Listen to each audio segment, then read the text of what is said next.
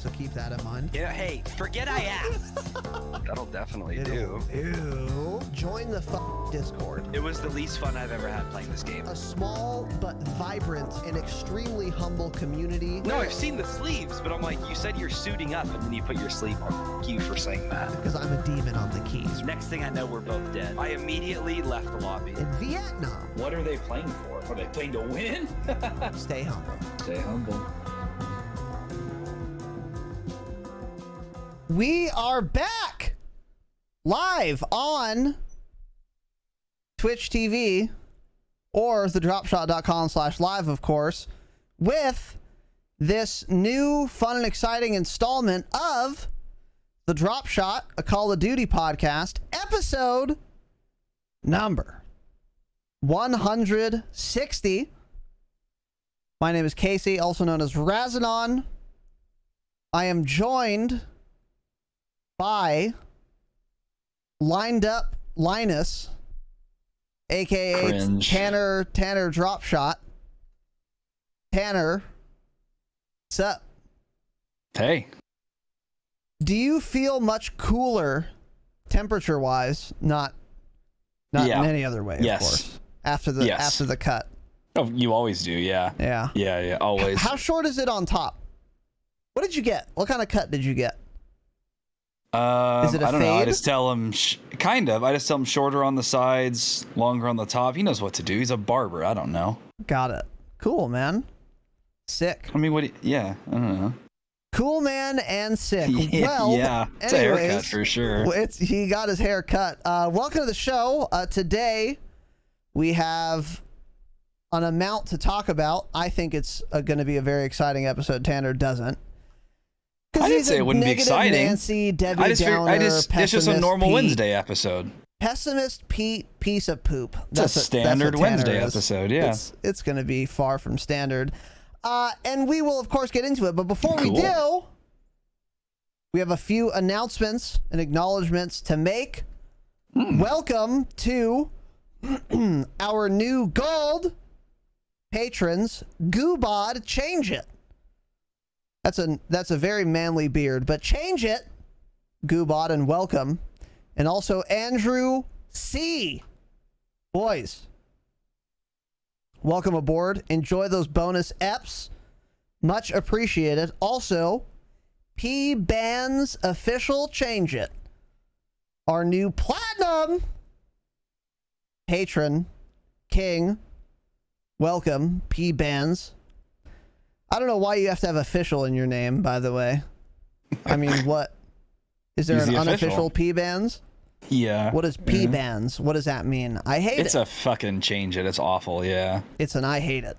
But welcome, dude. Much appreciated. Also, the Mexican mogul and Rezprez with the fucking upgrade. The platinum, dude. King shit.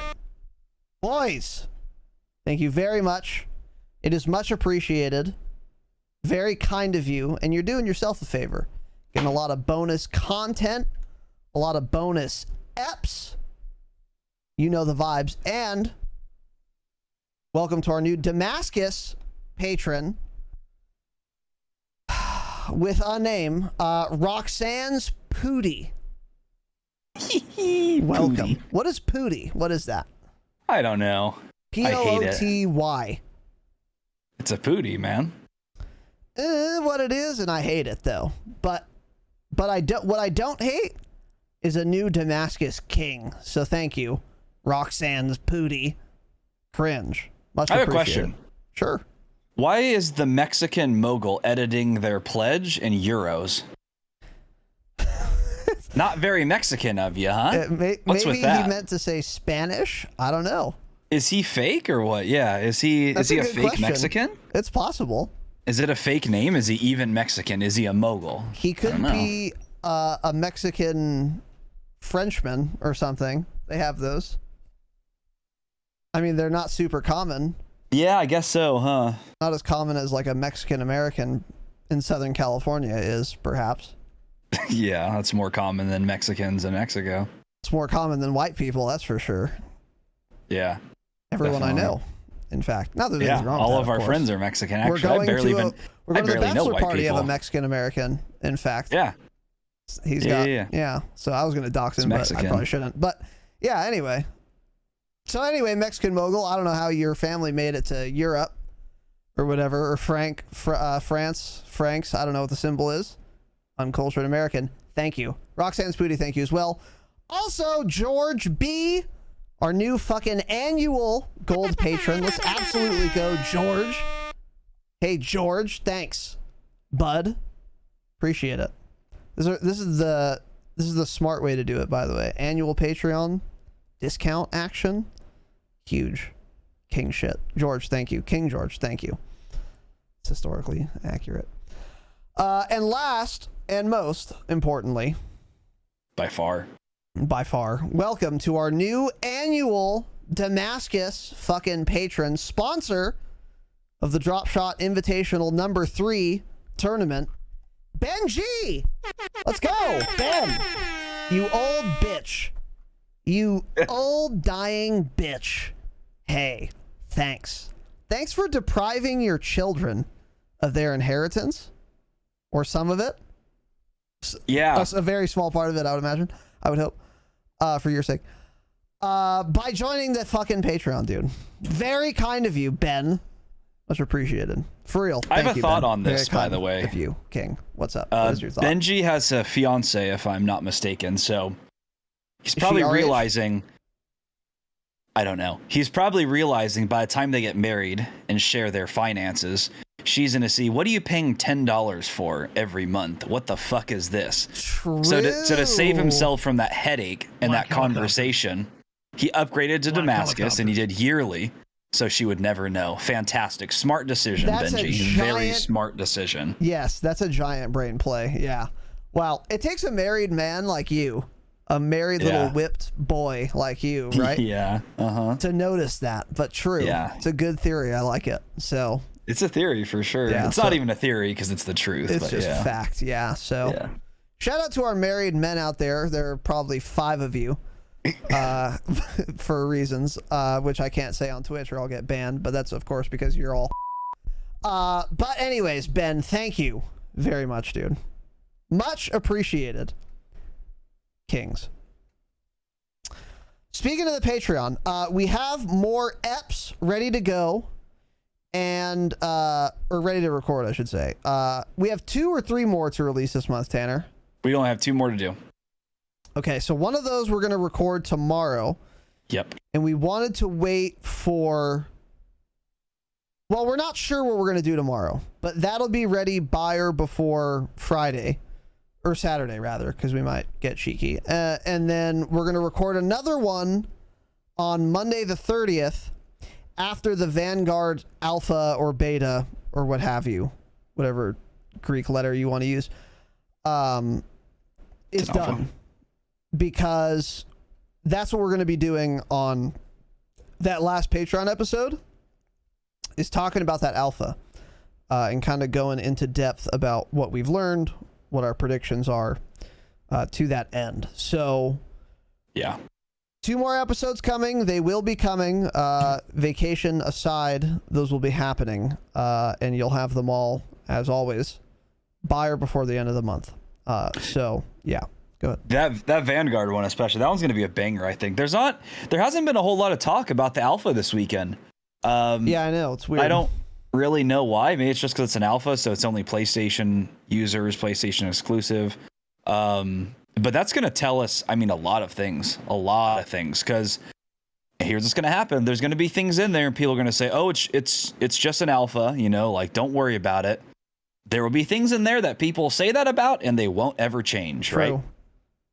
But there will be things in there that do end up changing. Like in Modern Warfare, the alpha, there was no mini-map at all. You had to call in a UAV to get the mini-map to show up on your screen, and then it still didn't show red dots on the radar. They later changed that to always show the mini-map, not the red dots when firing, though. So that's going to be interesting to see. This is going to tell us a ton. This is our first look at the multiplayer. This is going to make or break the game for me right off the rip, I think. We're going to be able to tell a lot from this, so I'm very excited. Yeah, same. And Tanner's absolutely right about that. one thing that is like common to change, for example, is like the UI and how the UI looks. So I remember watching BO4 beta footage when I was playing BO4, because I didn't start playing that game till like 6 months into launch, and the UI looked a lot different. Not much else did, though. Like, little things like that can change from alpha to release, but a lot of things can't. So we will be able to say a lot about the game once we've seen the alpha, and that's what we plan on doing for our last Patreon episode for this month. So just as a little quick reminder to our existing patrons, and maybe if you want to waste some money, patreon.com/thedropshot. We got bonus eps, and we do other stuff too. You can check it out, but that is the best way to support the show for you guys and for us. All right. The tournament is done. So we did not have a Saturday episode, as some of you listening may have figured out, because we did a 5.5 hour the Dropshot tournament. The Dropshot Invitational number 3. It was a Rebirth Island Resurgence Trios tournament. It exceeded all expectations. It broke records. It was, by all measures, an international success. An international success. I mean, production value, immaculate. Competition, fierce. Commentary, legendary. It was just legendary, yeah. A production, right? It was a production. And that is done. That's why we didn't have an episode on Saturday. And I would just like to again say thank you to everyone. Everyone who listened or watched, who competed, of course, the sponsors, Goated Out for organizing the tournament, Call Me Al for making the overlays, Razanon for adding the sponsor graphics onto the overlays seamlessly, of course. All of you guys, everyone, thank you very much. And now, as a reminder as well, if you were not here live to watch the tournament, shame on you, number one. Number two, it is on the YouTube in full with timestamps. I went through the very laborious process of timestamping it. It was not fun or exciting to do, but it's done. So if you go to the YouTube... That sounds awful. Oh, it was Holy the worst. shit. Yeah, it was awful. If you go to the YouTube, you can watch the tournament, and you can pick and choose what you want to watch. If you just want to see each match, every single one is timestamped. The interviews are timestamped, all of it. So go to the YouTube, subscribe, smash the like button, of course, comment and share on your family's Facebook profiles, and also you can enjoy it there. So just as a reminder that is up as well. And of course, congratulations to the winners, the Gunny Squad. Everyone has been paid, by the way. Funds have been received by the first, second, and third place teams. I didn't want to pay the second or third place teams because you don't deserve anything if you lose, but... Yeah, imagine getting second or third. That's so cringe. Why'd you even play in the tournament if you're just going to lose it? Yeah, what are you doing? Yeah, what are we doing? So, holy shit, cringe. Absolutely. So, anyways, that's all. It's all said and done, but it's up on YouTube now. Very long video, very fun, and thank you guys again. And then last reminder here, last little announcement, no festivities this weekend. Tanner and I are making a trek. We're embarking on a quest to Las Vegas, Nevada. You're such a nerd. Embarking on a quest. Okay. And those are the terms I will use at the bars, the casinos, the locales, the speakeasies we visit. Yes. A quest we are embarking on to have fun for our friend's bachelor party. We're leaving Friday morning, coming back Sunday. So we won't be doing anything. So if there's something... We'll be doing a lot. Well, yeah, Tanner and I will be doing a lot. But for the podcast, you won't be. The company is taking a vacation for the first time, I think, ever. I think we've canceled one other episode, barring a tournament or something, in 2 fucking years or whatever. So we're doing another one. But after this weekend, everything will go back to normal for at least another year. You'll have 2 episodes a week. Because we barely leave our homes, me especially. So that is happening this weekend. Nothing. But you'll get all your Patreon episodes, and we'll be back to normal for the month of September and far, far beyond that. So just letting everyone know. We might fuck around and make a Patreon episode and schedule it for Saturday evening at the podcast time. And you can sit at home alone and watch it and pretend it's a Saturday episode. That's up to you. Maybe we'll do that for you. Maybe we will. But if we don't, it'll be up at least before that Saturday. One of the two we need to do. Tanner, you got a question? What's up? What are we going to do when we're undoubtedly throwing out cash, right? Because we're gambling, we're throwing out cash. And a female walks up to you and she starts talking to you. What do we say you do? Do we say you're a business owner and then just make it real, Well, I am, of course, as are you. We are small business owners. Right? Yeah. How should we play that? Now, this is why I wanted to make business cards. I really wish we had made business cards. I would have taken them to the strip of Las Vegas, Nevada, and I would have been throwing them around like I'm Juicy J at the strip club, dude. But unfortunately, we don't have any business cards. We could probably overnight some. Yeah, but we'd have to make the design and shit. You know? We can just handwrite it with a pen. We could, yeah, we could do that. My sister's a kindergarten teacher. She doesn't do anything all day, right? She can probably write a few things on a piece of paper for us. Yeah, we wouldn't even have to pay her because she already gets far more than she deserves. So, yeah, we could do that. Yeah, cool. That is something we maybe will do. Yeah. Yeah, nice. But yeah, it'll be fun. It'll be fun going to Vegas. So anyway, we'll probably have some vlogs up on the Twitter. I don't know if we'll do them from the company account. Maybe we will. There will most definitely be some vlogs up. There will be some in the Discord. Yeah. So there will be vlogs. So follow us on Twitter. Join the fucking Discord, of course. We'll figure it out. But, anyways, entrepreneurs. That's a word we should use. That is the best word to use. If you want women to just scurry away from you, you should say you're an entrepreneur. Yeah. I think everyone sees through that word these days.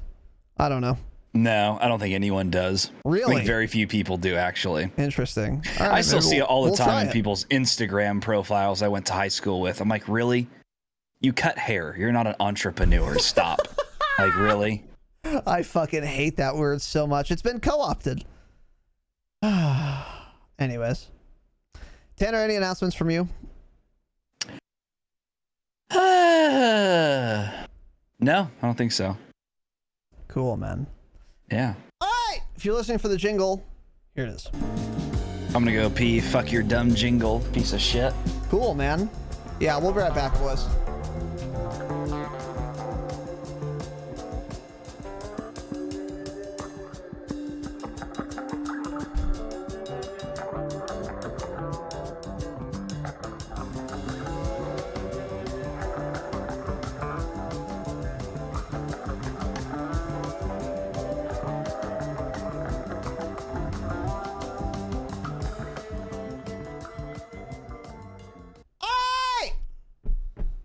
Boys and girls, welcome. Today, we have a couple patch notes and changes to discuss. Nothing too crazy. The meat and potatoes of this episode will, of course, be focused on Vanguard and what we've learned thus far. It has been, I would say, a decent amount since last week, and we will be getting into that shortly. But first, a couple of patch notes and changes that are already in effect. Number one, High Alert now officially counters Dead Silence as intended. It's been written in the description since Season 5 came out, but now it actually works that way. I haven't tested it. I don't plan on testing it. Not worth it. Jacob Down, who may or may not be dead of COVID-19 at this time, made the point, which I think is a good point, that this doesn't help me when I die to Dead Silence 10 seconds after landing because someone dropped train with me and picked it up because I don't have any perks yet. Like, that's kind of a good point. There are times you die to Dead Silence when you do have Lodi, of course, but does that make High Alert worth it? You know what? I actually might try it. it probably not worth it just for the dead silence counter. Almost certainly isn't. But it's gonna be one of those things where you run dead silence because you're tired of getting killed, or you run high alert because you're tired of getting killed by dead silence, and then like you're saying, every time you have the perk, you're never going to encounter dead silence ever, and it's just going to be a useless perk. That's probably how it'll be. Because yeah, most of the time, actually, I'm getting killed early game to deady.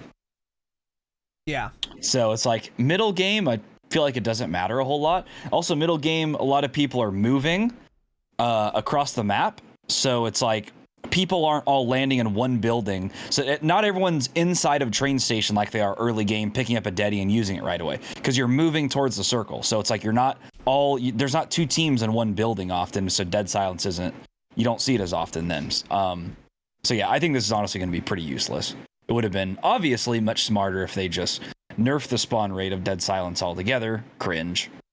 yeah, of course. Yeah, of course. So anyway, that's in the game now, so that's interesting. Next, assault rifles. I will try high alert, I think. I need to remember to, but I'll give it a shot and see. I'm curious how much it counters dead silence. I was looking at the usual suspects YouTube, and none of them have tested it yet, that I saw, anyway. I think it just sounds like normal footsteps, so That would be basically my dead guess. silence. Yeah, right, exactly, yeah, so. Anyways. C58 in Warzone. Recoil increased. Max damage range decreased by 7.5%. ADS speed 3.4% slower. And velocity 8% less. So a blanket nerf to the C58. Not a terribly large nerf, but a decent one. Mainly to the recoil and ADS time, I think, are the big ones. Because max damage range on a C58 simply doesn't matter. EM2 also reduced base optic ADS speed penalty by 21%. So that makes not using an optic at all a lot more attractive, though probably not worth it anyway. So I don't think that really matters. And then this is pretty big. Upper torso multiplier 1.1 to 1.0. So that's a fairly big nerf for the EM2 in Cold War. And it was already struggling in my mind to be a meta gun, and now it certainly isn't. Well, it's meta with the headshot damage, and they didn't change that. That's what makes it really good. So the upper torso multiplier is obviously ultimately making it worse, but it was the headshot multiplier that was making it have really good time to kills compared to other guns. Yeah, I guess this depends on how many more headshots you would need for a down on a fully Combined plated with, enemy. like, with upper chest torso. shots, Yeah, yeah. exactly. Yeah. Yeah, I guess it depends. By the way, that optic ADS speed, you can go pick up an EM2 right now that's ground loot. It still has atrocious, horrible ADS time. So 21% sounds like a lot. Yeah, feels like it didn't do anything because ADS time is still so bad. I think the ground loot EM2 has other attachments, though, doesn't it? It's not like One a of them base has that EM2. default. Oh, well, there's like a green one, so that only has like one attachment, right? So then what's making it that much worse that's on there? Because it has the default optic. I don't know. There's a gray one too, I'm pretty sure, that has the optic, and they're just all awful. The gray one, really? I don't remember. I thought there was like a purple EM2. I think there is a green one that I remember too. I don't remember a base EM2 though. I thought there was. I don't know. There's definitely that green one though. Yeah. But Well, it's still not great. yeah, either way, it doesn't really matter because no one's going to be using the base optic in a loadout anyway. So, Yeah. I don't know. Who cares? And then Krieg 6. Max damage, or minimum damage, decreased 26 to 25, which is pretty big. Max damage range decreased by 7.2%, which doesn't matter. And the minimum damage decrease sort of matters, but if you're hitting the chest anyway, then it doesn't matter at all. So, Krieg's still pretty good. And guess what? Krieg's still the meta right now in Warzone. It's just Still has no recoil. goddamn easy to hit shots. Yep. That you can't fuck it up. Like, you can't fuck it up. And it's a full auto AR that can take people off of head glitches. Like, you can shoot someone's head without missing a bullet at like 80 meters, actually. It's just so crazy. So that's why the Krig is busted and they haven't touched that. So Krig's still really good, but it did get nerfed a little bit. There's also a fun and exciting bug where if you go into Warzone and look at your weapons, there's like 9 Cold War weapons of each type. So you'll have 8 EM2s and then 7 bullfrogs. It's so fucking stupid. Yeah. I don't know how this happens, but anyway, I'm sure all of you know that, but Raven's aware of the issue, so they'll be cleaning it up. I don't know how that hasn't been fixed. They tweeted that out 5 days ago and that still hasn't been fixed, huh? That's something you would think would just be in a hot fix. I mean, it doesn't matter. It's not ruining anything, but it's like 5 days later, you haven't fixed that? What? But maybe since it's not that important, they're thinking they'll just push it with the next major title update, probably next week or something, but kind of weird. It is weird, but yeah, I mean, it isn't that. There are other things they should be doing, but those are not the things they're doing instead. They're working on Vanguard probably. But anyways, they're aware of the issue.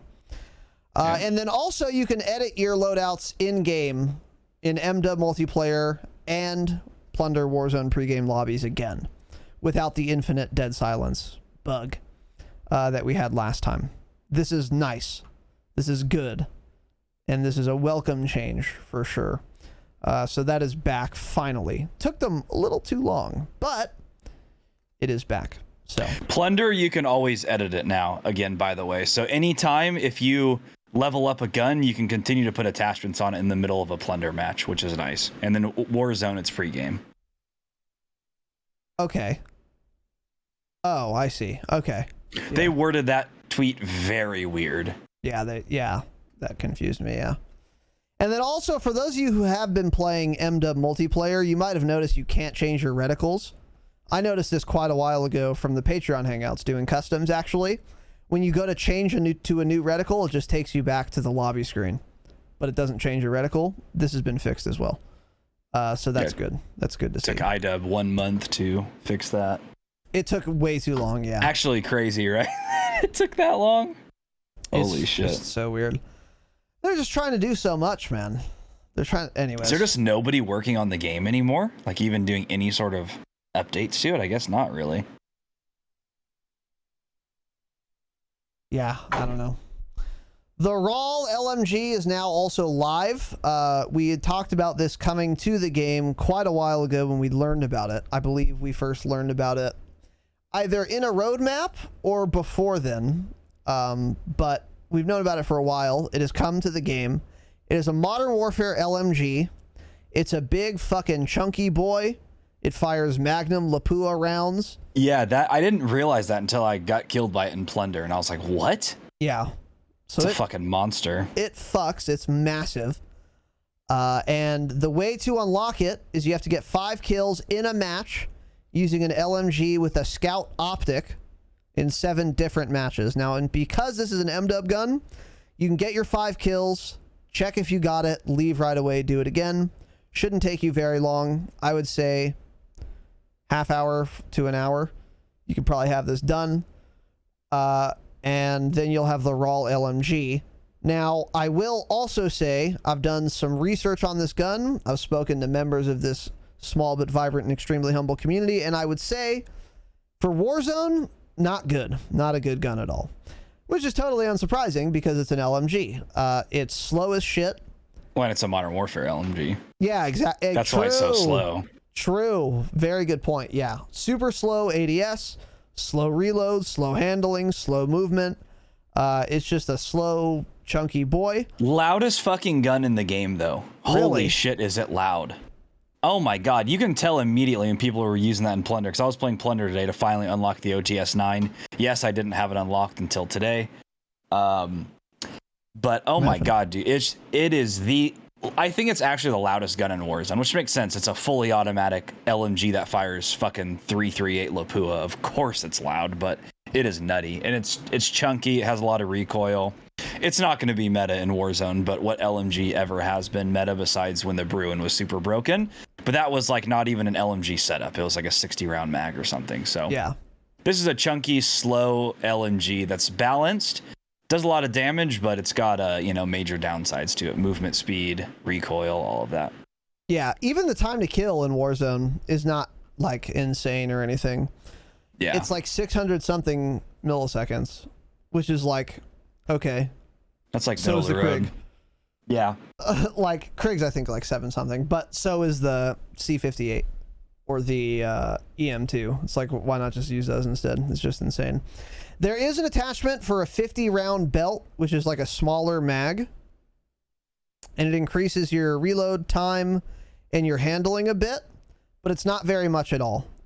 It's not very much at all. So it is not similar to a Bruin 60 round detachable mag, because it's still like a 50 round mag, belt. Yeah, exactly. Yeah. It's just like a smaller LMG belt fed magazine. So did you unlock it? You didn't, right? no, not yet. Yeah, I don't think I'll even unlock it. Probably. That's kind of where I'm at. Yeah, honestly, because I'm it never was gonna like use an LMG. Yeah, if it was like an AR that just wasn't that good, I would still spend the time to unlock it. But because it's an LMG, I'm like, okay, there's no point in doing it, I don't think. Yeah, unless it gets buffed, I probably won't. I probably will. I doubt it's gonna get buffed. It's a Modern Warfare gun, and we're going into in Vanguard now. Into Vanguard, which is 2 years after the release of that game. So I don't think it's never gonna be a meta gun. Yeah, I think you're right. So anyway, it's in the game nonetheless, and there you go. UI fix in a patch as well. There were 2 patches, I believe, in this week with some minor little bug fixes. One new thing they're doing is they're experimenting with a looking for party system, which is in beta. This new feature allows you to search for and party up with other players via a series of preferences that you select. So you can pick what kind of game modes you like, if you want to be in voice or not, and your play style. And then you can find other players based on those filters, which I think is actually pretty interesting. It's pretty cool. I'll never use it because I have friends, and you guys shouldn't either. Join the fucking Discord, get your own friends. But for people who are not the fucking chads like we are listening to this broadcast, this is a cool feature for them, for the plebs. You can, again, select based on what party modes you want, whether you want voice, and then hot drop or slow and steady play style. So it's a Warzone LFG feature. So I think this is cool. I think it's a neat idea. But I think they can build on it a lot. Let's make Tinder inside of the video game for players that have never talked to a girl in real life. Like, you can sort between women and men. I had some other thoughts in mind, but that'll be TOS. But yeah, I put a screenshot down below. I don't know if you actually saw it in game. I went in game and took a screenshot of it. So it's like you select the game mode, and then it's just party communication. So you select if you want to sort by somebody in voice chat or somebody based on their ping. So can we get around skill-based matchmaking that way, maybe? Maybe we should random fill based on ping. And then play style, you select hot drop or slow and steady. So it's like super basic. Who knows? It probably doesn't even work, actually. It's probably just in there, but it doesn't actually do anything. But this could be built upon, I think, pretty well. So this is a good idea. I hope they expand upon this. But yeah, that's cool. Ping here refers to live pings, not latency. That's why it's under party communication. Wait, is that what that means? Yeah, that's why it's under party communication. So, yeah. What? Okay, this feature is the most useless thing I've ever heard of then. Yeah. Well, I still think it's pretty cool. I knew it didn't make sense being under party communication, but I'm like, what else would it mean? Yeah, like live pinging. Jesus fucking Christ. Yeah. So. Oh boy, these devs are fucking dumb. They spent time doing that, but not. We have 0 customizable features in custom lobbies of Warzone. True. Thanks a lot, Raven. Glad you added that in. Glad I can sort by a random player that I want to play with if they're in voice or if they want a live ping. Jesus fucking Christ, you're a waste of space. Holy shit, man. I still think it's a cool idea, and it is in beta. Once they expand on it, yeah. Did they say it's in beta? Is that how they called it? They this said feature it's is in beta, being tested. Cool. Yeah. Yeah, they can expand on that well. Right now, though, it's very basic. Yeah, basic's a word for sure. Yeah. So anyway, also in Cold War, the Black Ops multiplayer map Drive-In is coming tomorrow, August 26th. By the time you're listening to this on an app, it will have been live. So that's cool. I don't think this is a remake, but nonetheless, it's a map coming tomorrow to Cold War. So it's called Drive-In. Yeah. And there you go. So yeah. Now you know. Now you know. All right. Yep. Tony Boy. 100 bits. Let's go. Thank you, buddy. Much appreciated, King. And fish_x, change it with the fucking tier. Oh shit. 1. Submarino. Fish. Thanks. Welcome, brother. I appreciate it. Change your name. Fish and Toad. 2 pond mates. Fish and Toad, dude. Let's go. Friends in the river. Thanks. Marine life. Appreciate it. Appreciate So your dumb. support. All right. Next up, news and upcoming changes. First, this is what I thought too, by the way, Tanner. So there's a tweet here from Raven today. 100,000 accounts were banned yesterday. Targeting repeat offenders and cheat providers at the source. Okay. Don't care. More updates to come across Warzone. And then Tanner wrote a note under this, an internal note saying, quote, explains why we won 3 in a row yesterday and had quite a bit of fun on Warzone. Yeah, we did. And I said that in the middle of the stream too. I was like, maybe, well, I didn't say that, but I was like, maybe it's because there's just an update, thinking, something to do with like the source code till they crack it again 2 hours later. But yeah, it sounds like they're back today. I think Jake said they ran into 2 in a row at one point playing today. So yeah. Yeah. Did we end up seeing 1 yesterday? I don't think we saw 1. Right? Or did we not even see 1? I don't think so. Okay. I don't think so. So yeah, right when I read this tweet, that's what I was thinking. I was like, oh, that's why we had fun in Warzone and we're winning, because there were no cheaters. It's crazy we can win 3 in a row when people don't cheat in the lobby. It's just crazy. It's so crazy. Yeah, isn't it? Yeah. It's also because I was cheating with the Swiss K31. I mean, just dinking kids up, dude. Oh, God. Dude, I was frying with the sniper yesterday, too. Yeah, before you dev-aired, yeah. Before dev-aired, yeah. This game's dog shit. I had 11 kills, and I think there were still like 51 people left, and I dev-aired. Awesome. Yeah. I was fucking going off. Those trio quads, too, because Lag left us. Mm-hmm. Yeah, and Lag, cool. Thanks, Lag will never play again, of course. Yeah. Yeah. But that explains it, the bandwave. So I've actually come around on this bandwave thing. I used to think it did absolutely nothing and made no difference. Now, I think it makes the game playable for roughly 36 hours, if that. 24 or so, yeah. Hooray! Somewhere around there. Are we clapping for him? Man. Good job. How about this? How's this golf clap? Any clappers? Any clappers? That'll Easy be clap? you in Vegas in your hotel room right there. It won't be. Okay. We'll work on it. Yeah. It'll be Gabe. Yeah, definitely Gabe. Yeah. So the bandwaves do something. I don't know if that's if it's different now because of how they're banning or whom they are banning, or if they're doing more IP bans or hardware ID bans or something. It must be hardware ID. Maybe We'll get into it right here. Okay, yeah, maybe that's why the bandwaves actually do something now.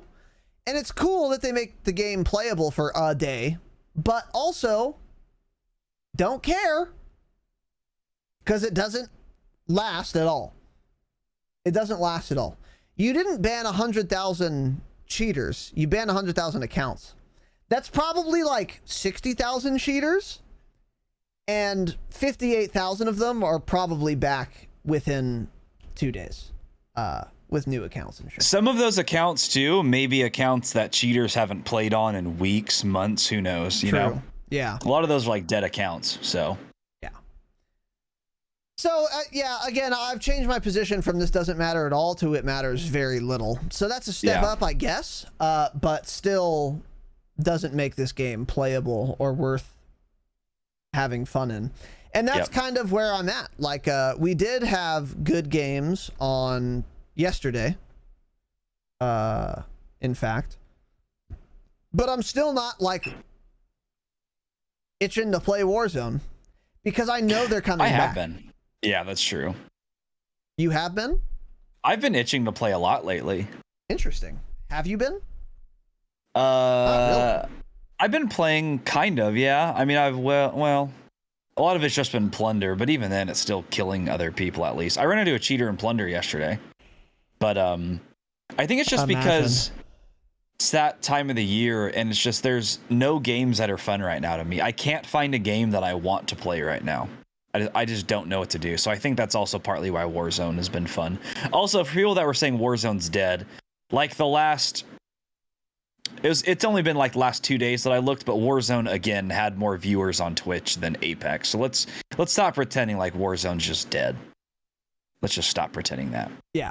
It's not, but... Yeah, of course. It's harder to play right now for sure, but I've been having fun with it. And we had an awful start yesterday, fucking horrible first 2 games, and I was like, oh my god, this is going to be an awful stream. But we turned it around. Yeah. We did really well. Yeah.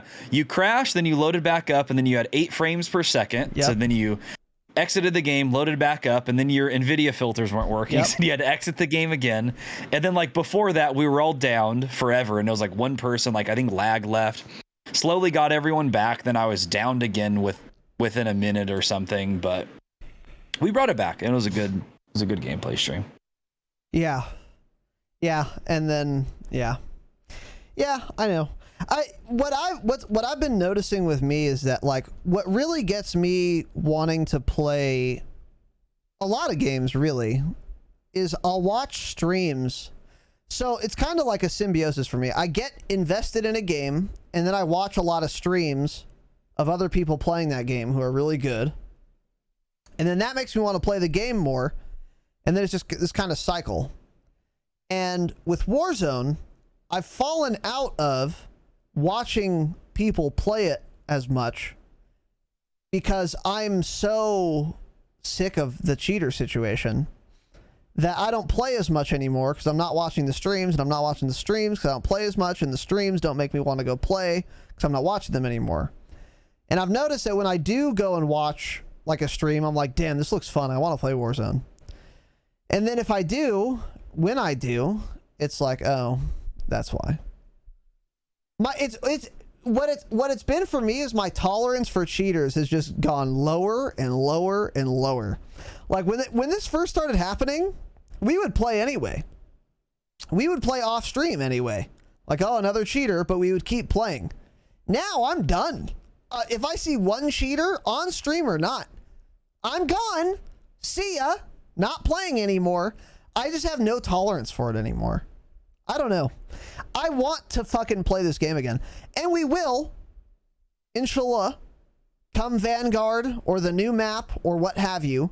I can't imagine they're going to do nothing when the new map comes out. But as you said, we're going to get more into it. So what is this next little note here, Tanner? Okay, next note here's from Charlie Intel. Warzone new hardware ID bans finally stops hackers from making new accounts.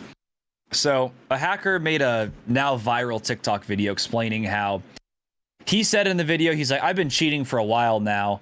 And this is the first time this has happened to me. And every account that he had was banned. He was like, these other extra accounts that I have from when I bought my cheats or like, you know, paid for the monthly service of them. I haven't played on a bunch of these and all of them are banned, meaning he's been hardware ID banned. So that's good to see. The bad thing is Engine Owning came out with a spoofer. And so this was probably like maybe when they first came out with it or something and it was like bugged or something and not working correctly. That could be why. Because this idiot was like, you guys won't see any more cheaters in Warzone. I can guarantee it. Like, this is the end of the cheaters. Honestly, shout out to Activision for fixing this huge problem. It's like, oh my God. People like you are just so fucking stupid. It's insane.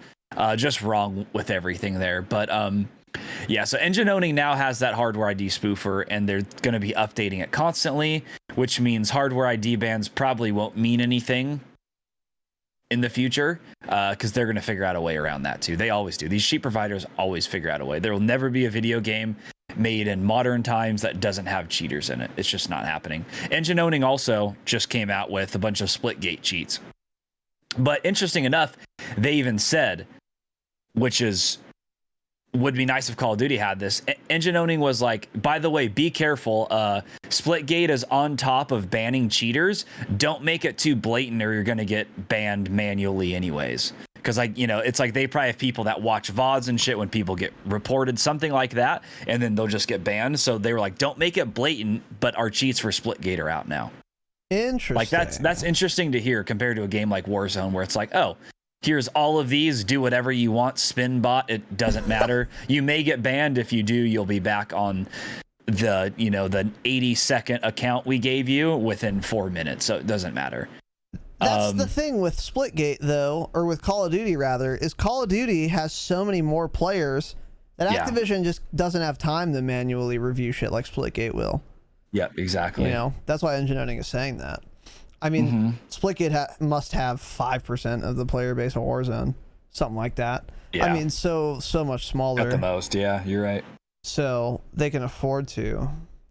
I wonder if this hardware ID spoofer is like an add-on in your little shopping cart. It is. You have to pay for it. You have to pay extra for it. Yeah, because I've been trying to get more into the cheating stuff so I understand it more. So I followed Engine Owning on Twitter, and then I was looking at their website the other day after they tweeted about that hardware ID spoofer, and it was, I believe, it was an add-on that you pay extra for. That's good. We should look right now. Let's look. Let's see how much it is. Let's do a little live Engine research. Owning. Let's see here. Engine Owning spoofer. Oh, it's disabled now. That's weird. Why is it disabled? Maybe it's not working right. Huh. Yeah, maybe that's why that guy got banned, because it's still not working correctly. Yeah. Hopefully. The reason I say hopefully you do have to pay for that as an add-on is that the more it costs people to cheat in Warzone, the fewer people will cheat in Warzone. Exactly. That's just how it works with large numbers like this, because you have to think, how many tens of thousands of people cheat in Warzone? Yeah. If you make cheats cost $1 extra, you will see a couple thousand people be like, it was worth it before and now it's not. And then if it's 5 extra, 10 extra, 20 extra dollars, it's going to be more and more people falling away from cheating.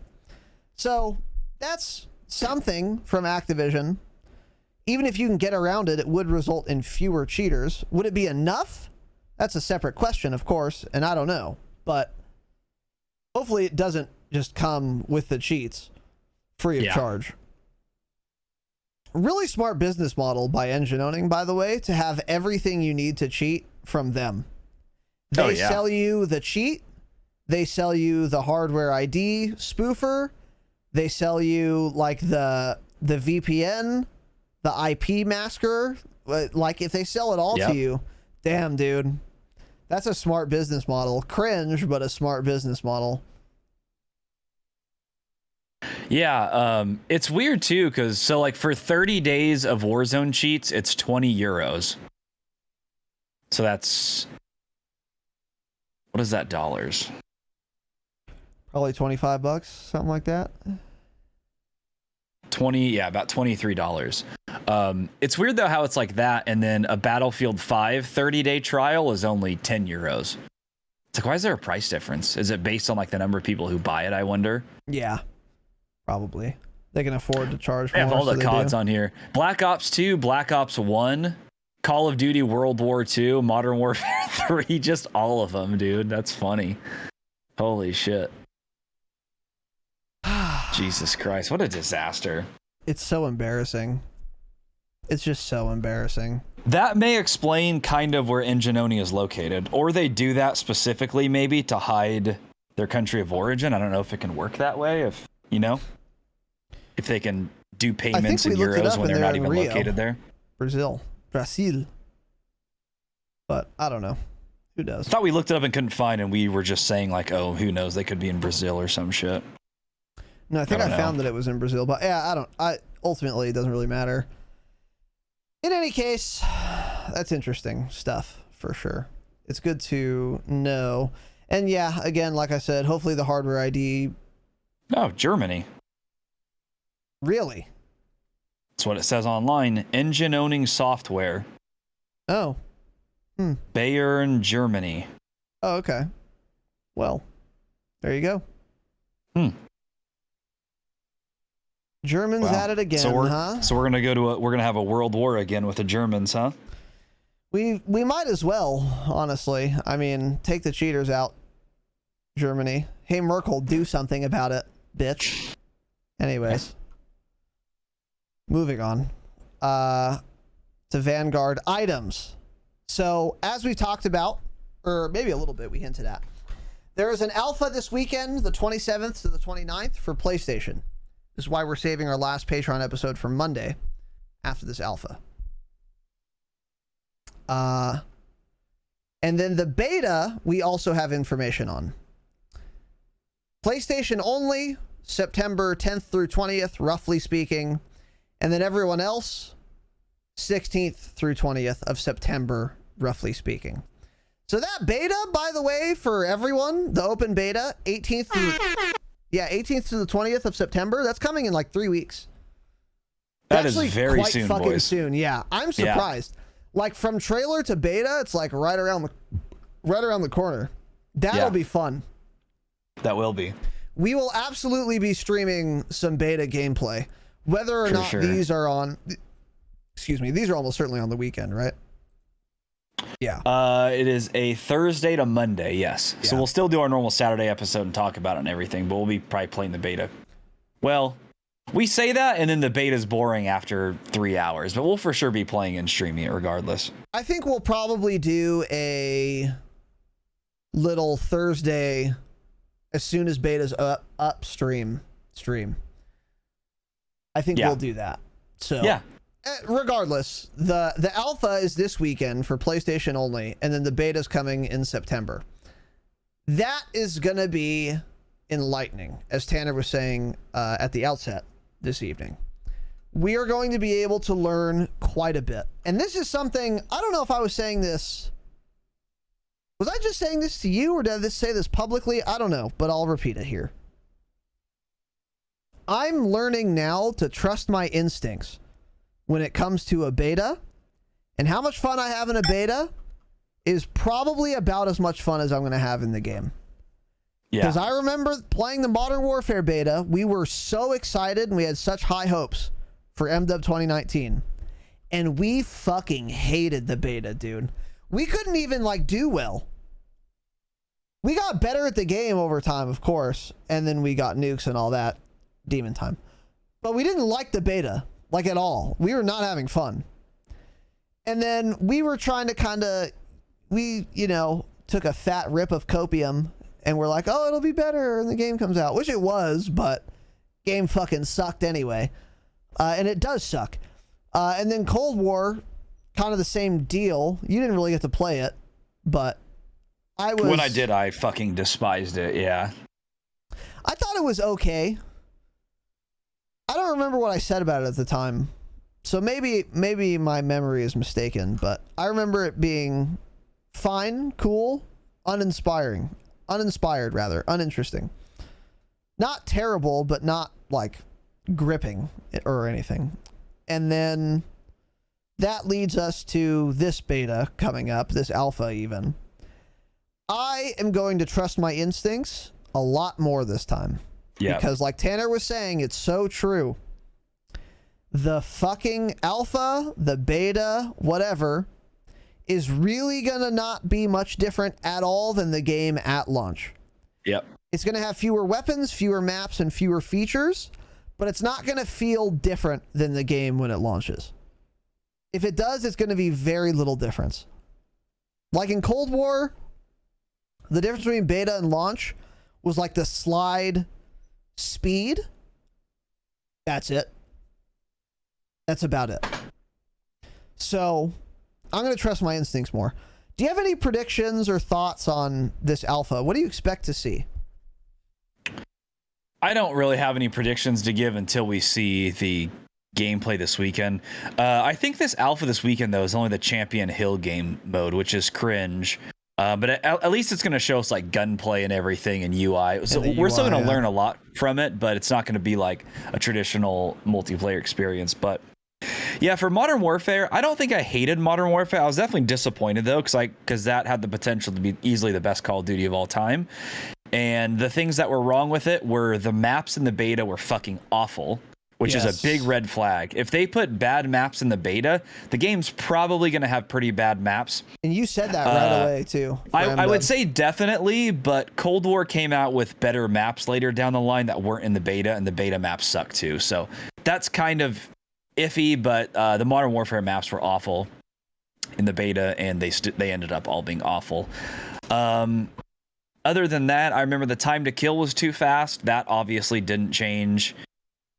I like the core, like the feel of the game. Like a lot of people hate tac sprint. I don't really care. I'm fine with it. I don't mind it at all. I think it gets way more hate than it deserves. I feel like that's more of like a CDL thing. So while like the console sweats who follow CDL closely hate tac sprint, I don't care about it. It's perfectly fine in the game. We can have it or we cannot have it. I don't care either way. So like things like that made people mad. I didn't give a shit. But like the gunplay was really cool. The weapon customization was really cool. And that stuff did end up being very good. The gunsmith, awesome. True. Great addition to the Call of Duty franchise. But like the things that were wrong with it were wrong. So we're going to try our best to not ever say, oh, I know it's just an alpha. So, because it's probably not going to change. It's just, you know, it's like this alpha, they say, is coming out less than 2 months before the game releases. What do you think is going to change in 2 months? How long have they been working on this game for? What are they going to get done in under 2 months? Not a whole lot. So let's not pretend like this is going to be a vast difference from what the core game will feel like. There's more of a chance the game will change later in its life cycle than at launch, though. Like Cold War, things like hit reg got a lot better. It took months, but the hit reg now is much better than it was on launch. Dreadful on launch. I think that was a PC only thing we figured out, because PC K-BAM players were the only ones to complain about that. It feels better now for sure. It's still a Treyarch game, but it feels a lot better. So yeah, if you hear either of us say, oh, this isn't the best, but it's just an alpha, kill us. Call us out, say you're a fucking piece of shit. On episode 160, you said you wouldn't say that. And call us out. Put us in our place. Because I'm trying to never say that again, because things don't change that much from the beta at all. So I don't want to catch myself saying that. Right. Agreed. But regardless, very excited to see this gameplay this weekend.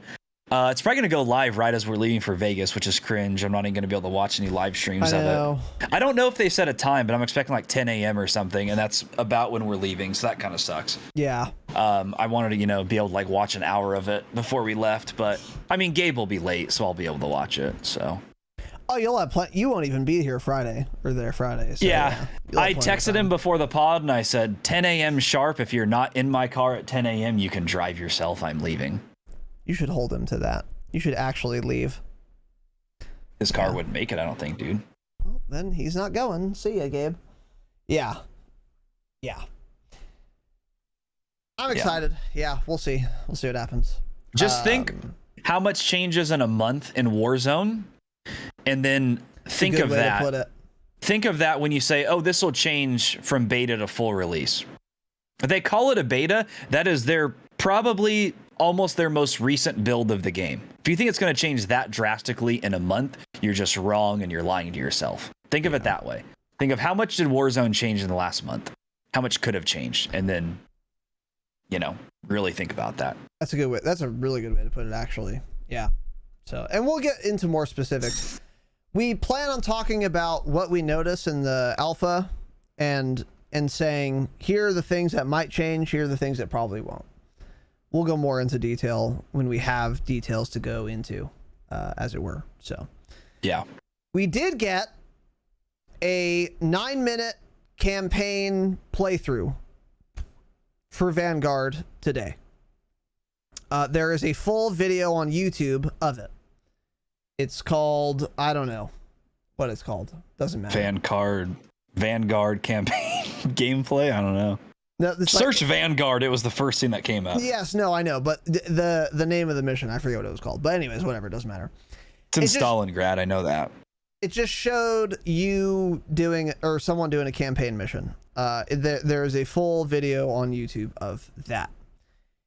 It showed us a decent amount, and pretty much everything that was rumored to be the case was the case. So a couple of things that were in it. Mounting is back, so you can mount on shit again. I don't really care that much about this, honestly. Mounting, I talked a lot of shit about mounting. I think it's less of an issue than I used to think, because I remember making the point that it incentivizes camping, which is still true, but the reality is not that many people mount. No, not at all. So, you don't. Yeah, go play MW multiplayer right now. You won't run into very many people mounting. Exactly. So it's like, I don't know. I don't really ever mount myself unless it's like in Warzone. I'll mount sometimes. So I don't really care about mounting coming back, but it's back. So whatever. And you can now move while mounted. I didn't notice that. The downside of it is doing the camo challenges. You know that's going to be back again, mounting camo challenges. But the moving while doing it makes it easier, but that also makes mounting stronger. What do you mean by move while mounted? Like switch sides of your cover? The very first scene, she mounts behind a table. You can move to the left and right. No, it wasn't the very first scene. She mounts in the first scene. Later on, she's above the staircase, on the staircase, mounts up as the Germans, or the... That's Sprite TOS on Twitch now, saying the word that starts with an N. N's not a Yahtzee. Not the... Starts with an N and it rhymes with Yahtzee. Yeah, which is not... And so she mounts up, and she moves to the right at one point while still mounted. And that's something that leakers had talked about, that you can move while mounting. So it definitely makes that stronger. But also, it's not like you're mounting and like only your fucking forehead is showing. You're mounting up, you're just about the same height as you would be just standing there. So it's giving you more recoil control. It's not like you're necessarily that much harder of a target to hit. You are technically a little bit harder. I don't think it's that big of a deal, though. As Ras said, didn't end up being a huge problem in Modern Warfare, other than it was annoying to do weapon challenges for it. But I would still rather do that than half of the Cold War shit. Kills while the enemy's behind cover, cringe, too random. At least with mounting, I can mount and I can take care of the situation. I don't have to depend on where other players are in the map. It's something you can control. Yes, I fucking hate... That's why launcher challenges are so fucking cancer, because it's not in my control. Yep. Hey, I can't shoot down 10 VTOLs if no one's getting a VTOL on the other team. Exactly. Like, I hate it so much. Good point. Yes, true. So yeah, that's unfortunate about mounting, but yeah. Yep. Blind firing was rumored to be coming to this video game, and it is.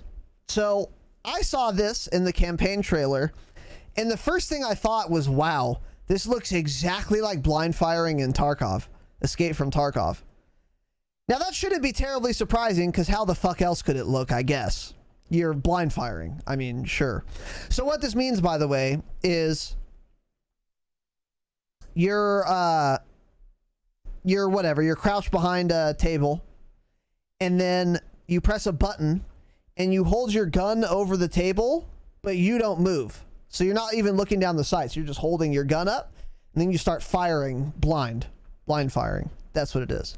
Now, it only showed it a vertical blind fire. In Tarkov, you can do it in two directions. You can go like vertical, or you could do it like to the side. I don't know if that's going to be possible in this game. I would suspect it won't be, because Tarkov is also PC only, and it has 800 keybinds. So yeah, probably not coming to a Call of Duty game. But still, blind firing up, interesting.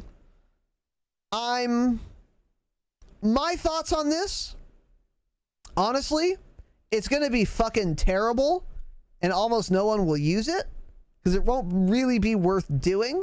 That's my guess.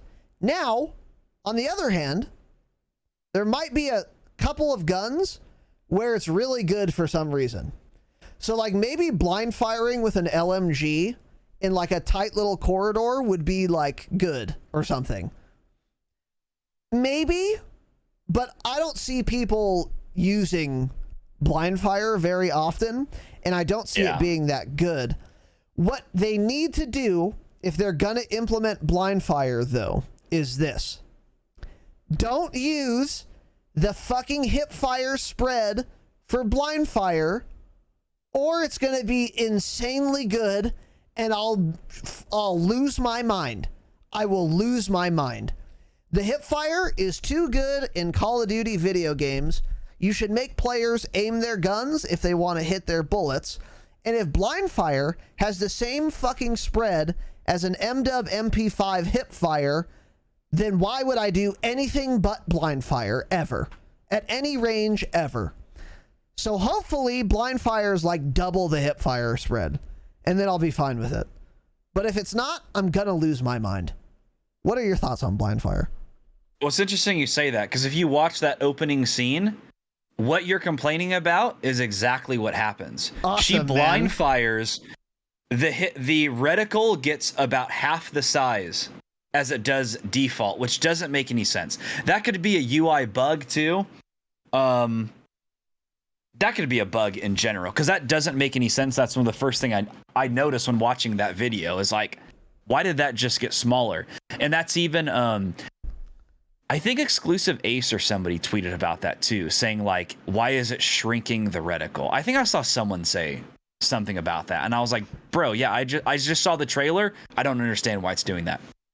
So I do agree with you. Regardless, I don't think blind fire is something that'll be used. If I hear somebody's footsteps pushing in a building, we play Call of Duty. Our instinct isn't going to be get up behind cover and blind fire. It's going to be just aim your gun and shoot. So regardless, I don't think blind fire is going to be something we see used a lot.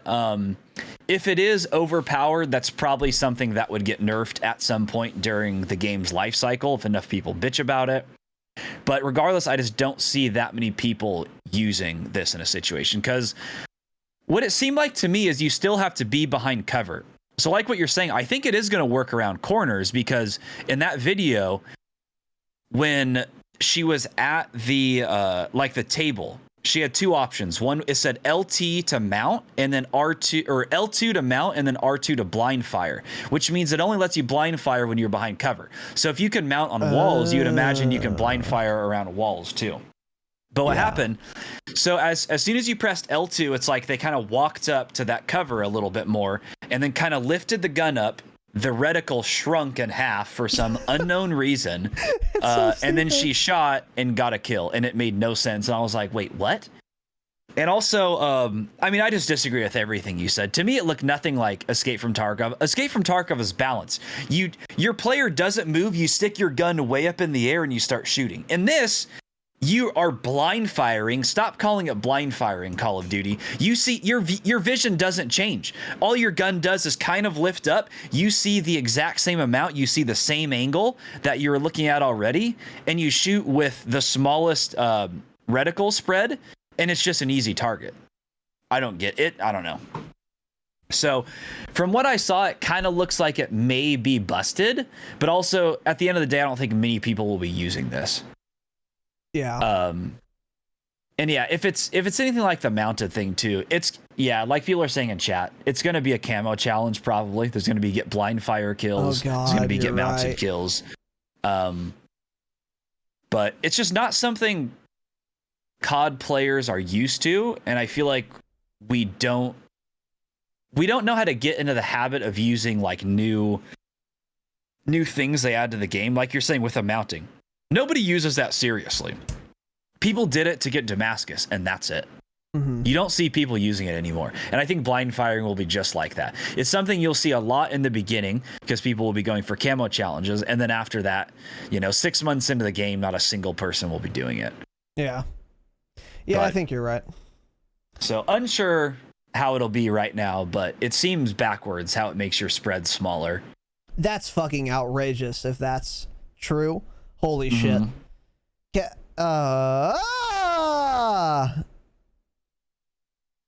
regardless, like you said, if it is OP and people notice it right away, it'll get fixed. True. Because they're going to care about the game for the first 4 to 6 weeks. So people complain about it in 4 to 6 weeks, they'll nerf it blind fire. Mm-hmm. So if it is overpowered, I think it'll get nerfed. Because it'll be really dumb to die to blind fire, especially if it happens a lot. Because if you thought headies were bad, blind firing would be even worse. So yeah, I don't think it's going to be an issue. And I don't think it's going to get used very often at all. It'll still be fun to see, though. And it'll be cool to go for style points. And if you're going for the last kill to get the kill cam, you blind fire them. That'll be fun. A little blind fire final kill cam. That'll be interesting. Yeah, exactly. Fun and exciting. You know? So, we'll see. But yeah. Tanner, you have a couple other notes here. Yeah, just random notes from watching that campaign gameplay. The Car 98 model looks dope. Very, very detailed. Looks gorgeous. Very excited about that. So it shows a Car 98. It shows a Mosin with a sniper reticle. Another weird thing about the sniper reticle, by the way, is the view when looking through it was odd. It's hard to explain. It's like the scope. It's like you still see everything on the screen very clearly, and just right in the middle, there's a small scope. Now, maybe that's something different for this gameplay campaign video. I'm not sure. Did you notice that, though? No. That was the first thing that I noticed when she zoomed in with that sniper Mosin. But regardless, so Mosin's in the game, showed some type of weird shotgun, which it's like a revolver type shotgun. I don't know what they call those things. It's weird. It loaded like a street sweeper. Loaded very slow, which is good because it's going to be the 725 probably. Showed a STG 44, which is a classic. Showed Molotovs. Another thing I noticed was the guns seem to have a good amount of recoil, which would be a very welcome change in my opinion. Kind of widen the skill gap if there's more recoil. Because that doesn't seem like something that would change from campaign to multiplayer. Well, I guess there's no attachments on the campaign gun, so it kind of would, but I don't know. Like it seemed like they had a lot of recoil. Like even the Car 98, when they would shoot at one bullet, it would kick up a lot. And I was like, oh, that's good to see. That would be good. But also like that gameplay was on like 80 field of view, so it makes it look like there's more recoil than there really is versus like PC field of view. Mm-hmm. Gives you, it gives you that visual feeling that there's less. Couple other little random things. The sounds didn't impress me at all. In fact, they made me fucking furious. The gunshots sounded not great, and they reloaded the STG 44 at one point, and I literally paused it, and I was like, what the fuck was that? And I went back to replay it, and I was like, that is the worst audio I've ever heard for a rifle reload. What the fuck is that? That was weird, because that's another critique I had of Cold War, is the sounds were fucking horrible. Everything sounds the same. Like Modern Warfare had really good gun sounds. You don't hear people's footsteps if they're 3 feet behind you, but the guns sounded fantastic. The streaks sounded really good. They were entirely too loud, but the sounds themselves were really good, and I didn't get that feeling from this trailer. Not a huge deal, but that didn't impress me at all. And one last little thing is the end of the trailer is another first-person perspective from inside of a fighter plane. So, I mean, we're definitely going to see that in the campaign. 100%. It remains to be seen if we're actually going to see a multiplayer game mode of this. Tom Henderson talked about it a lot a month or two ago, that rumors they're going to be game modes like this. And then since we started getting a bunch of Vanguard leaks, not a single leaker has mentioned any of this. So I'm interested to see what's going on with that. But regardless, there's going to be fighter planes that you use, whether it's in campaign or multiplayer. We'll have to see. Yeah. I also would like to add that the animations looked better than Cold War. Oh, yeah, for sure. It's the MW engine. Everything looked better. The gun models and the animations looked a lot better. Yeah. Fair bit of muzzle flash on that STG, too, by the way. True. Also, though, they were in, like, it was dark at the time, yes. So that makes it seem like it's more. We don't usually get dark maps like that. That's also a good point. And I did like the whole atmosphere of the mission. Now, it was a campaign mission, and they tend to put some sepia filters on campaign missions. So, Yep. who knows how that's going to translate to multiplayer. And a lot of extra shit like smoke, smoldering fires, shit like that, adds to the immersion. Clutter. Yeah, you can call clutter, that. I call it clutter. Yeah. Well, yeah. But it looked good. It looked like my kind of atmosphere for a game where you kill other people. It's not Black Ops 4 fucking rainbows, butterflies, and bunny suits while you're killing other people with guns. It was pretty dark and gritty as there will be a piece of promotional material that describes Vanguard as gritty. Mark my words. But it's true. People love to use that word. They already described it as that, I think. Okay. Yeah. I think they themselves describe the campaign as that, a gritty campaign. Yeah, they love to use the word gritty for shooters. But it was true. It is true from what I saw in that campaign, which I like. I like a somber, dark, evil, foreboding atmosphere. And this had that. And the animations looked good. They looked pretty fucking good. I didn't notice the sound. I didn't notice loving or hating it or anything. If I played more or if I watched it and kind of listened for it, maybe I would. I don't know. But good atmosphere. Good looking atmosphere, at least. And we'll see how much of that translates to multiplayer. All in all, I thought it was a campaign mission. Yeah. For sure. And I don't have too much to say on it beyond what we've already said.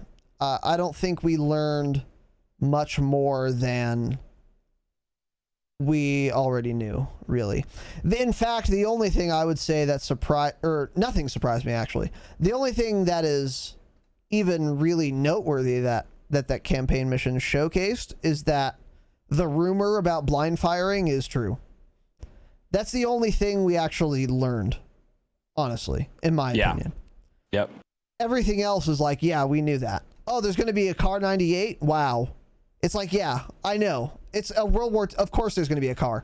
It's a World War II game. Like, everything kind of felt that way. So, still, it was nice to see, and I would encourage you guys to check it out for yourselves. But overall, it was fun to watch. It was interesting to watch.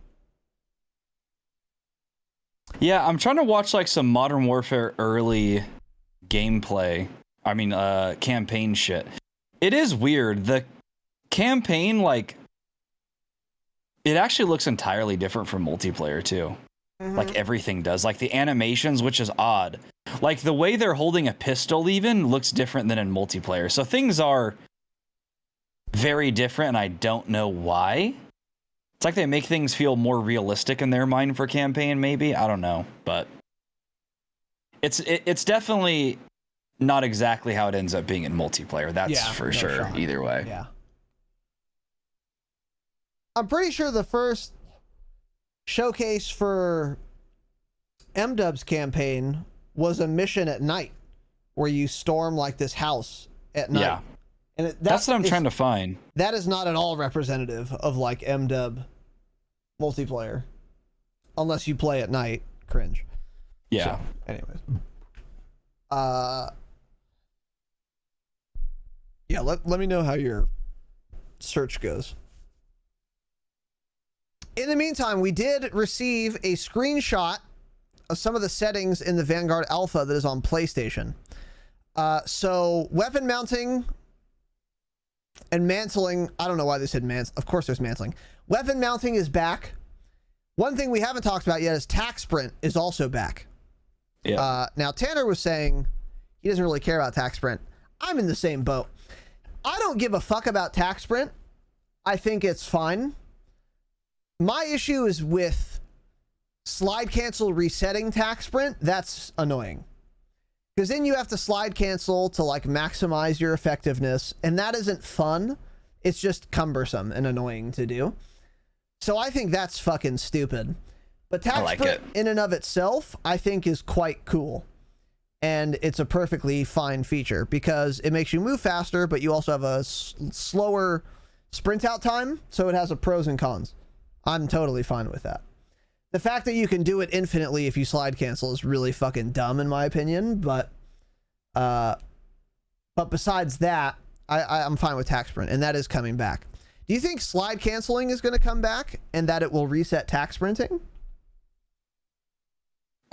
I don't know. It's almost like the way it is now is like not intended to be that way, but they just never changed it or something. That's how it seems. Yeah, exactly. So who knows? Maybe they'll change it. I don't know, but I kind of like how it resets tack sprint because that adds another item to the game that bad players can't do, you know? So it's like you can see when someone's cracked because they slide cancel and shit, and then you watch an average player and they just keep running and they don't attempt to do that. So that to me adds another little bit of skill that you can have over another person if you're smart enough to figure out how to do it. And it's not hard to do. There's plenty of videos out there to do it. So it's just not skillful. That's the thing. It's like, I don't care. Well, most of the player base can't do it, so it technically is skillful. Yeah, but it's a dumb skill in a Call of Duty game. Like, I want the skill gap to be on aim and movement and positioning. Not that's on never going to happen, slide especially canceling. with crossplay. But yeah, I think it's fine. I like slide canceling. I don't know. If it's back, great. If it's not, whatever. I'll be over it in 3 hours of playing the game, so I don't care. Yeah. Anyways, there is also no FOV slider currently available in the PlayStation Alpha menu. But the game does run at 120 hertz on PS5. I don't give a shit about this. If they didn't put in an FOV slider, it's not to piss you off. It's because your machine can't handle an FOV slider. That's it. So Cold War Beta apparently didn't have a field of view slider either, and then it does in the full game. So that's what people were saying, but even Charlie Intel was like, not really sure, but Modern Warfare didn't have it in the beta and didn't have it in the full game, and this is on the Modern Warfare engine, so unsure if it's going to be in the game. Because Modern Warfare is more graphically demanding than Cold War, for sure. Yeah, definitely. So it would kind of make sense. Yeah, I mean, it's like, you guys think it looks worse, but I get like 100 more frames in Cold War multiplayer than Modern Warfare multiplayer, so that could absolutely be the difference in them deciding if it's worth adding stuff like that on console, on a game like Vanguard, which is on the MW engine. Yes. So we'll see. We will. We will indeed. We will indeed. But other than that, there's nothing else from the settings that we've seen that we haven't already talked about. Doors are also back. There's an option to select how door mechanics work in the settings. I don't know what that means. That's something I believe that was in MW settings, where like when you go up through a door, you can bash through it, or when you like sprint up to a door, it just like slowly opens it or something. I thought that was a setting in MW, maybe not. Maybe it was just if you ran through, you bashed it open. But I thought there was some sort of a door setting. Maybe I'm wrong. Either way, that just confirms that they're back, which most people don't like doors. Again, they're not great, but once we're 30 seconds into a match, the doors don't matter a whole lot because they're all open anyways. Yeah. Sure, you can throw a grenade or something and they'll blow the other way, but again, that's something I think people complain too much about. They're all open so early. It doesn't fucking matter that much. It's just something else that was new that people had to complain about. Whatever. Don't care. I don't care about doors either. This game is going to feel so similar to MW. If any of this surprises you, you've been living under a rock. I don't know. Yeah. Yeah. I am curious what there's an option to select how door mechanics work in the settings means, though. I wonder what that means. Because if it is how you interact with a door when you approach it, everyone's going to say, yeet that bitch open. Otherwise, you're just going to slow yourself down. Exactly. So it's like that basically doesn't even matter. So I don't know what that means, but yeah, doors are back. Yeah, people complained about that a lot in MW, and I never cared, I don't think. I mean, again, I think that's like a CDL sweatlord kid thing. Tack sprint, doors, that's shit they complain about, because that does make a difference when you're playing search and the round is a minute and a half long and all the doors are closed every round. That makes a difference. But yeah, that makes sense. For like the average person, it doesn't have any effect. Doesn't matter a whole lot. Yeah. Yeah, it's a Yeah, good I'm trying to point, figure actually. out. I thought they'd posted a screenshot, but I guess they didn't of how the door mechanics worked. Yeah, I don't know. We'll learn nonetheless this weekend, so we'll get back to you on that. Fuck me. Hold on. Let's see here. Okay. Flamethrower also is back in Vanguard. Don't care. Not surprised. Yeah, I mean, I've seen a flamethrower in many Call of Duty games, and it's coming back. Cool. Yeah, it'll be a streak on launch. So this new mode sees 8 solos, duos, or trios battle it out in a round-robin deathmatch tournament till only one team is standing. Each team has a number of lives, and once all his lives are up, you're out. Each round will last around 60 seconds. The final 2 teams with lives remaining will battle it out in the final round. Every player begins with the same weapon, but similar to other popular games such as CSGO, blah, blah, they're like buy rounds where you can buy other shit. So that's probably when you can buy like streaks, like that was just saying.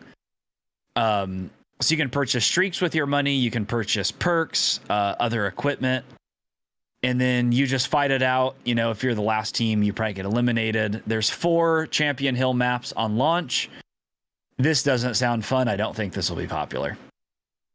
Calling that right now. This is going to be a dead game mode within 2 months of the game launching. This sounds even less fun than Gunfight. Exactly. Less competitive than Gunfight. Yeah. I don't know. To me, all this Champion Hill talk, none of it has interested me at all. I hope I'm wrong. If we have another like weird little side game mode like that, that'd be really fun. Nothing about it has interested me that much, though. I think it sounds like they spent way too much time instead of just putting Gunfight in. If they had Gunfight in and do tournaments every 2 weeks with different blueprints every 2 weeks, that would be such a popular game mode. But it's because they do Gunfight the entire year and then they have fucking 6 tournaments the entire 1 year life cycle. Cringe. It's so have crazy. At minimum once a month. At minimum. Yeah. And give cool rewards for it. Yep. So that would get people to play it, because they're probably seeing like, oh, you know, about halfway through the game's life cycle, there weren't a whole lot of people playing Gunfight. Well, I wonder why. There's nothing to play for because you guys don't add in any reason to play it. Yep. So I remember we had so much fun doing those Gunfight tournaments. And when we got the Royal Decree blueprint for the Deagle, that none of you have listening, but we have, because we won the first ever Gunfight tournament in Modern Warfare. We had fun grinding that. And it took a while too. We won all of our matches, of course, but still you had to go through like 4 different teams and beat them all 6-0. Didn't take us that long, but it takes a long time for a peasant like you guys listening. And they're a lot of fun because there's actually stakes. There's something on the line. Yeah, they were very hyped. So Champion Hill doesn't sound interesting to me, honestly. I don't know. And when it comes to Champion Hill, it's too far of a departure from Call of Duty for Call of Duty players to give a shit. This is not CSGO. Don't give us buy rounds. This isn't Valorant. Stop it. Yep. Just seems fucking weird. I don't know. That's what I'm saying, is the COD community doesn't like a whole lot of change. Like, people bitch about getting the same maps and then the game feels similar the next year. But it's like, if they change too much, everyone's going to complain, including me, you know? That's just the way it is. People play Call of Duty for Call of Duty, so, you know, this is just a different mode they added in, fine. I don't think it'll end up being that popular, though. I'm going to call that right now. Yeah. I Unless agree 1000%. they, you know, they make it worthwhile. If you get cool rewards for it, like I was just saying with the Gunfight, and there's dope blueprints you can get, then it would be popular. But the game mode in and of itself probably won't be. Yeah. It is possible to make new game modes that are popular and worth playing, and they've done it in, I think, like Black Ops 3 had a really popular game mode that people always talk about in like YouTube comments that I'll see. Yeah. And it was, I don't know what it was called. Someone listening, chat, you can tell me. A popular game mode that was in BO3. It was in the CDL, and you had to, it was almost like Oddball. You had to like hold a ball and like dunk it. Uplink. Yeah. Uplink. That was in like Advanced Warfare, I believe, or Infinite Warfare. I think it was Advanced Warfare. Yes. That was a fun game mode, exactly. actually. Yeah. So that was a very fun game mode. To make new game modes that people really like. But the reason Uplink, for example, was popular is because it was still a 6v6 Call of Duty multiplayer experience. It wasn't like round based. I mean, I guess search is round based, so maybe not that only, but there wasn't like Champion Hill is a very far departure from that. So I don't think it'll be popular. It does not sound appealing to me. I will of course try it. Don't get me wrong, and I'll win every round I play, but too much of a departure. And if I wanted to have fucking buy rounds, I would play Valorant. It's that simple. So we'll see how Champion Hill does. Nonetheless, the alpha/beta of Champion Hill will tell us a lot about how the multiplayer at large will play. So that's something we can look forward to. We'll have more to say on Champions Hill after the alpha's done. There is more information on it, but we're just going to wait to talk about it until we actually see it, since it's so soon that it's not exactly worth talking about in our view. We've kind of already hinted at a lot of it, so we'll talk about more of that after the alpha, and then we can really get into detail if necessary. And then another tweet here from Charlie Intel. This is something we haven't talked about. Vanguard runs on MDub's engine. If you liked how MDub played, looked, felt, you'll enjoy Vanguard. And Vanguard has newer features, as we've mentioned, with destructible environments and more. So that's the one thing we haven't talked about. Yeah. Even in the Champion Hill little fucking trailer they made, cinematic they made, you see a dude shooting through like plywood and destroying it. So that I don't know if we're going to see destructible environments in the way Battlefield has destructible environments. We won't be, no. What it seems like to me is that we will have...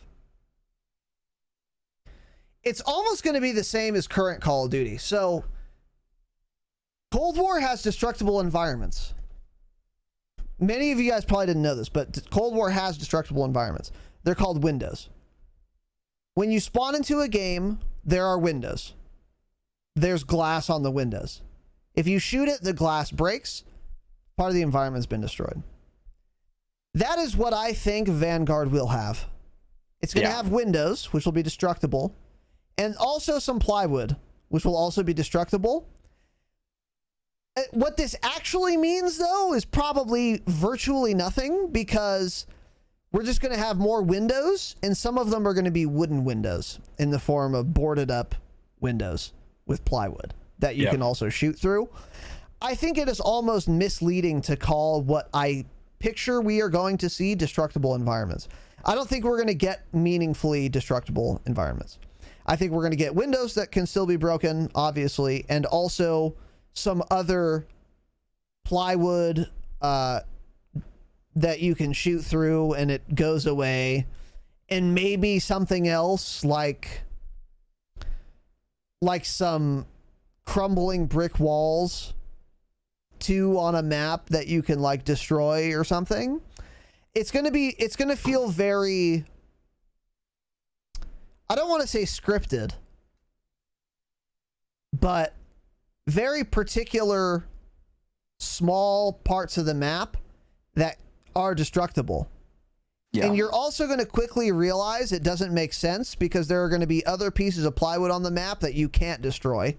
And you're like, wait, why doesn't that work? Or you can't even shoot through. Yeah, well, because it didn't get scripted in. It's not going to be like Battlefield at all. Now, I don't know this. That's my prediction, though. Based on... we do pretty much. There's been gameplay of it, yeah. That's exactly how it is. Oh, okay. Tell me more. Yeah, there's like windows of it where it's kind of like they're like, think of a zombie apocalypse. Some random homeowner put some 2x4s across his door or his window. He screwed them in. In between those 2x4s, there's gaps you can see through. So you can kind of see through it, but then you can shoot and it starts blowing all that wood out and that window's gone, exactly like you're saying. That's kind of what they showcased. It even showed it in that trailer too. There was like a wall that was like, there was no like plaster or anything on it, and it was just like wooden beams, and he shot his shotgun through that and it made a hole, and then they ran through it and it blew out the rest of the door basically. So it showed all that. And then it's other dumb things like stuff sitting at a desk, like a computer. Well, there's not going to be computers, probably a typewriter, picture frame, stuff like that. That's If you throw a grenade in that room, all that's going to blow up and it's going to fly across the room, or it's going to disappear. I'm not really sure, but either way, it's going to like disrupt all of that. But yeah, it doesn't appear that we're going to be able to like blow out the sides of walls or anything like Battlefield. Because like Battlefield, you can take a satchel charge, a C4, throw it at a wall, detonate it, and you're through the wall. There's a hole there. Yes. That's how it works, right? Yes. Rainbow Six Siege has stuff like that too. You can blow out like any door. You can shoot through any door, wall. It's not going to be like that. It's going to be not as dynamic, just like very, pretty much exactly how Raz guessed it. That's how it's going to be from what it appears. Yeah. Just like, yeah, certain windows you can shoot through, and then you're going to fucking mold because there's going to be, you're going to have somebody pinged or bright red while using Combat Scout, and you're going to try to shoot at the wall and it's not going to do anything, but yet you can shoot through another random wall that's, coded in to blow up when you throw something at it. And it's just going to confuse you and shit. So it's going to be weird probably. But yeah, they call it destructive environments, and it is, but people automatically think Battlefield, and that's not how this is going to be at all from what it seems. That's certainly what I associate destructible environment was with. But yeah, exactly. That's what I was going to say. Even though this is not Battlefield destructible environment and it's not as dynamic, I still think this is better than only Windows being destructible. I think that's cool. I think it's cool that like phones and shit get blown up. Because I've literally had the thought where I'm like, dude, I just put 12 War Machine rounds into this room. Why is that telephone still on the nightstand? Well, not that that matters at all. You're cringe and weird for thinking that. Yeah, I am. I know. Not that it matters at all. It doesn't affect the gameplay, but it is funny to see. And now that'll be destroyed, so that's cute. But more importantly, more shit that is like destructible, that's good. I'm not mad about that. I'm fine with it. I am just saying that this falls short of what most people think when they think destructible environment. So if you're one of those people, if you're a Battlefield player, don't, just because you saw a destructible environment hot button phrase in a tweet, don't think this will be Battlefield. It won't.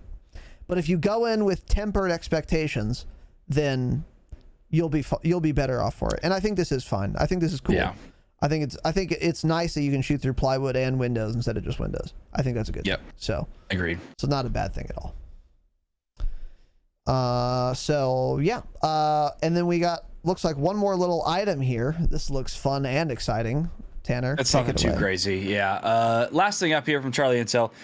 The California state government filed an update to the lawsuit against Activision Blizzard, claiming the company's HR shredded documents relating to their investigation and are not complying with their requests. The lawsuit has also been expanded to cover temp workers' experiences. Wow. Essentially what happened, Activision Blizzard was unable to produce documents pertaining to discrimination, harassment, why can I not think of the word? What is the word where men are paid more than women? Sexism? Misogyny? Well, they described it a different way. No. I don't know. But anyways, shit like that. Frat boy culture. They, quote, did not exist or they were withheld as confidential because attorneys were involved in the receipt of complaints in the investigation. So it's something like Activision is trying to say, no, you can't have access to these documents because these were, like, we had attorneys involved when these were submitted by employees or something weird like that. I don't know. The whole thing is difficult to understand. I read through it and I'm just like, huh? because it's lawyer talk. The average person can't understand 90% of what they're saying. So it's very confusing. But the gist of it is that Activision Blizzard is not complying at all. They're not handing over certain documents that they're being requested to provide, shit like that. So just making themselves look even worse. I don't really understand this. They're gonna get it eventually anyways, right? It's like a high-speed chase. They're gonna catch you. How often do they get away? Just give them the fucking documents. What are you trying to hide, bro? Yeah. I mean, holy shit, they're dumb. Hand over the documents. Yeah, like wage inequality, shit like that. Wage gap, yeah. I think that's it. It mentioned things like that. Like that was the type of shit that Activision was not providing, supposedly. I like how the California state government filed an update claiming the company's HR shredded, in quotes, shredded documents. So the United State of California is telling everyone that Activision Blizzard is literally shredding documents, dude. That's so holy funny. Shit, that is hysterical. Yeah. If that is true, yikes, dude. Yikes, dude. Holy shit. That's fucking great. Terrible, but hilarious, of course. And I would not put it past Activision to shred documents. I wouldn't, allegedly. Now, we're not saying they shredded documents, but that's what California's alleging, and that is very funny. And wouldn't surprise me if it were true, if that allegation were true. Yeah. Can you imagine? It's like, all right, the Stadies are coming. Bob? Yep. Bob, get the goddamn paper shredder in here now. Hurry up. Yep. Just shredding shit. And I wonder, also, isn't this shit done electronically? Can't they, like, subpoena for emails and shit? Yeah. Yeah. Here's what I wonder is, like, how come these people that work for Activision Blizzard, they have, like, the walkouts, they talk about, like, you know, workplace discrimination, shit like that. Like, those people complaining about that and keeping their jobs and not leaving are the same ones that say, like, Amazon is evil, you shouldn't, like, people shouldn't be working for Amazon, they don't treat their employees well. It's like, why do these people still work there then, right? Like, these are the same people that are bitching about how poorly companies treat you, but they all still work there. Do you really fucking care that much if you're not leaving, right? I mean, what are you doing? All this shit is just so cringe to me. Obviously, they're an awful company to work for, but it's like, these people don't leave. They like something about it, right? I mean, wouldn't they just leave? I don't get it. I don't know. Yeah. I mean, there are... If you're treated that... Like, if this was something like a relationship, obviously I can see it. Women that have awful husbands, boyfriends, it's hard to leave shit like that, right? When it comes to your workplace... the fuck? Just leave if you hate it so much. What is going on here? We'll probably have to edit all this out, but it's just so fucking cringe. I don't know. Especially if you work at Activision Blizzard. That's such a, like, well, it used to be such a good company to have on your resume. Maybe it's just all of the companies are like that, and that's what these people realize, so they're just going to deal with it because maybe Activision pays more than X company that treats its employees the same. Yeah, I don't know. All the gamer bro nerds running these companies, they probably are all real incel oh shit, I don't know if I'm allowed to say that. Real vibes at probably all of these companies. So I don't know. I don't know. But yeah, you might be onto something there. It is funny though. Yeah, it's just funny. I mean, how the world works, yeah. It's funny that they're shredding documents. It's not great that they're obstructing justice. Or that they are in this predicament in the first place, obviously, but... Yeah. I'm thinking about that shit now because I've been listening to that You Know Me Park episode with JRE, and she says a lot of stuff about, like, woke culture and shit like that, and it just got me thinking about stuff, and it's like, yeah, it's all for show, I feel like. I don't know. Yeah. Yeah, well, anyway... Tanner, anything else you'd like to discuss this fine evening? I don't think so. Just getting Be the ready for last some vlogs this weekend, yeah. droplets of water there. Yeah, get ready for some vlogs indeed, boys and girls. We're going to Vegas. It's going to be both fun and exciting. So make sure you're following us on Twitter at Razanon, at Tanner Dropshot, and at the Dropshot Pod. All right, that's it. We're done. Reminder, no festivities this weekend, no Saturday pod.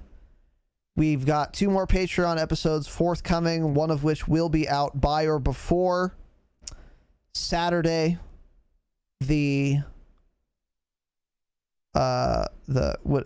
What day? It doesn't matter. Whatever. Before Saturday. 27th. Yeah. 28th. 28th. Cool. We'll have a Patreon episode out before then. And then after this week, we will be back to our normal schedule. No tournaments coming up. No company vacations coming up. So we will have everything back to normal after this weekend. Patreon.com/the Dropshot's the best way to support this dog shit podcast. If you feel like wasting money, do it there first. We have bonus episodes, as I mentioned, and other benefits, weekly hangouts, more. So consider doing that if you like the show. It's the best way to support the program. And thedropshot.com is where you can find links to everything. Patreon, YouTube. The tournament is on YouTube with timestamps now. Again, so check that out. The Discord, join the fucking Discord. Don't use a peasant looking for group beta feature in Warzone that they've just released. Don't be a peasant and use that. Be a Chad, join the Discord, and find people to run with in Discord. It's only kings and queens in Discord. Become one. Seize royalty. Join the fucking Discord. Figure it out. Thedropshot.com. All right, boys and girls, that's it. We love each and every one of you. If you're a patron, we love you even more. You're better people than non-patrons, obviously. So become a good person also, if you want to support the show. I'm kidding, but I'm not. All right, yeah, that's it. Thank you all for watching. Thank you for listening. Have an exceptionally good fucking evening, of course. And as always, remember, stay humble. Stay humble.